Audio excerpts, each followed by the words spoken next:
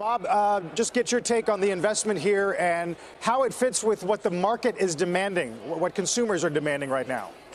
Well, that's the whole point. You close old plants that are designed to produce products that are no longer in demand, like compact cars and subcompact cars, and you expand in areas of growth, which is crossovers, and in this particular case, in the growing electrification of the fleet. So this has been going on forever, that old plants are phased out and you create the employment in new plants in products that are more in demand. It's a completely normal cycle. Right. Do you think the president understands that? No, you know, I have great admiration for the president, but in this particular case, I think he's naive. And when he is berating an automobile company and demanding that the plants stay open, he's in effect behaving in the same manner as political systems which he greatly dislikes, like socialist regimes that won't permit plant closures. And many European countries have tried that over time. Just say, no, we'll give you some subsidies, we'll do this, we'll do that, but you can't shut that plant and get rid of the employees. And ultimately, you have a hopelessly inefficient industry which can no longer compete. So I think he must just sort of engage in random thought when he tweets. And I think everybody's figured that out. And one of the reasons that Mary Barra didn't respond to him is because, frankly, I think everybody in the automobile industry and others has gotten used to his tweets, and they just let the tweets fly around. The media gets all excited about him, but frankly, but business just doesn't care. I don't think they pay any attention. They go about their business. What he should do, the president, is tweet about this announcement now. Billions invested into a U.S. factory, hundreds of U.S. jobs created. I mean, it is indicative of the fact that we have seen manufacturing jobs come back in this country over the last year. And that's been a good story. So Chris, well, can that continue? Yeah, no, unquestionably, he will tweet about it and he'll try to take credit. But as your correspondent just said, this is completely disengaged from his tweets about Lordstown earlier in the week.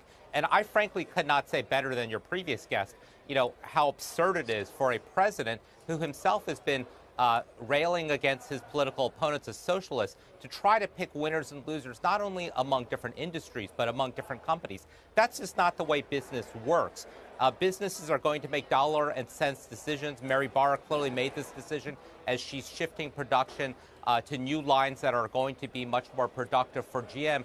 And so this idea that the president himself, through his social media account, can create jobs, it might work at the margins, and clearly GM is trying to play to that today by making a big announcement. But you also have to take into account earlier this week or last week, they announced $2.7 billion of investments in Brazil. So they're clearly trying to lift up those announcements they want and maybe not talk about the ones overseas that they don't like as much.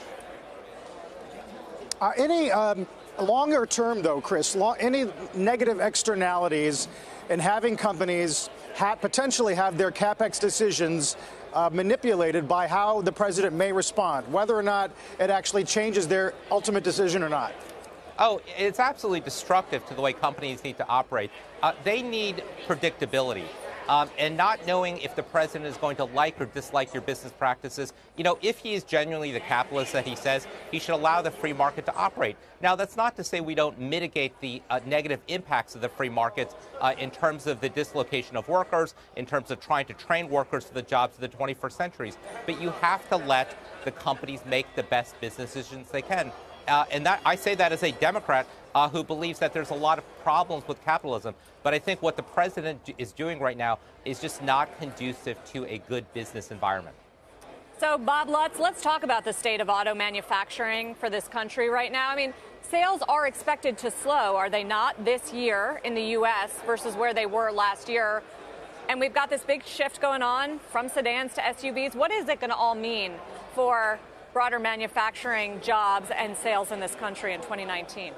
Well, I think 2019 is looking like maybe somewhat weaker than 2018 and 17. But let's face it, we've come off of an incredible peak and nobody expects a big slowdown.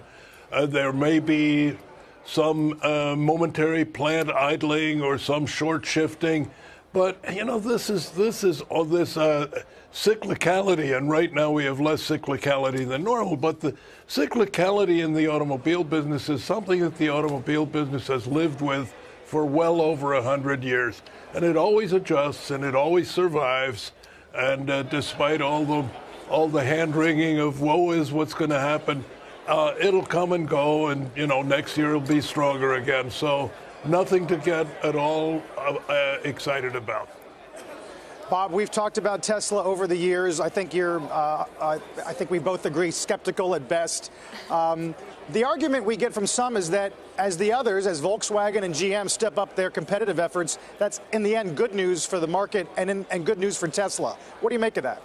Well, it's like a donut shop where the competitor opens next door and they say it's good for business because we'll get a lot more people going in. I have never, ever believed that theory.